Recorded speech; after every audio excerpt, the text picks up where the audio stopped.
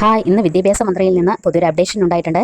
സർക്കാർ എയ്ഡഡ് സ്കൂളിൽ അധിക തസ്തികകൾ സൃഷ്ടിച്ചുകൊണ്ട് സംസ്ഥാനത്തെ സർക്കാർ എയ്ഡഡ് സ്കൂളുകളിൽ 2023-24 അധ്യയന വർഷത്തിൽ നടത്തിയ തസ്തിക നിർണയ പ്രകാരം സർക്കാർ മേഖലയിലെ 513 സ്കൂളിലായി 957 അധിക തസ്തികകളും 699 എയ്ഡഡ് സ്കൂളുകളിലായി 1368 അധിക തസ്തികകളും അനുവദിക്കും.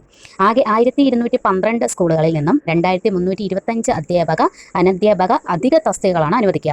അതുകൊണ്ട് തന്നെ പ്രതിമാസം 8,47,74,200 രൂപയുടെ സാമ്പത്തിക ബാധ്യത ഉണ്ടാകുമെന്നാണ് സർക്കാർ അറിയിച്ചിരിക്കുന്നത്. 2023 ഒക്ടോബർ 1 മുതലാണ് ഇതിന് പ്രാബല്യം. കാരണം 2023-24 തസ്തിക നിർണ്ണയം നടത്തിയെങ്കിലും പക്ഷേ എന്താ ചെയ്യുക, ഒഴിവുകൾ റിപ്പോർട്ട് ചെയ്തിട്ടില്ല. അതുകൊണ്ട് തന്നെ നമുക്കിപ്പോൾ അധിക തസ്തികളായിട്ട് 957 അധിക തസ്തികളും ഉണ്ടായിട്ടുണ്ട്. അതായത് 513 സ്കൂളുകളായി സർക്കാർ സ്കൂളായിട്ട് 1368 അധിക തസ്തികൾ 699 എയ്ഡഡ് സ്കൂളുകളുമായിട്ട് നമുക്ക് ഉണ്ട്. അപ്പോൾ സർക്കാർ എയ്ഡഡ് സ്കൂളിൽ അധിക തസ്തികളുണ്ട്. സോ പഠിക്കാനുള്ളവർ, അതായത് LP UP കിട്ടണം എന്നാഗ്രഹിക്കുന്നവർ നന്നായിട്ട് പരിശ്രമിക്കുക. കാരണം ഇപ്പോൾ മാക്സിമം വേക്കൻസി ഫില്ല് ചെയ്താൽ പിന്നെ നമുക്കറിയില്ല പുതിയ ആളുകളാണ് കയറുന്നത്.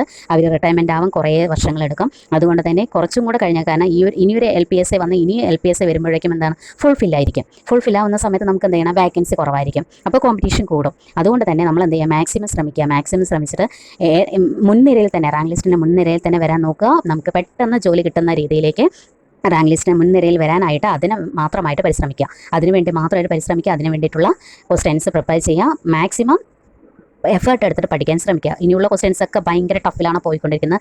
എല്ലാം നമുക്ക് ഡിഗ്രി പ്രിലിംസ് ആണെങ്കിൽ ശരി, LDC ആണെങ്കിൽ ശരി, ഇപ്പോൾ നടന്ന NCA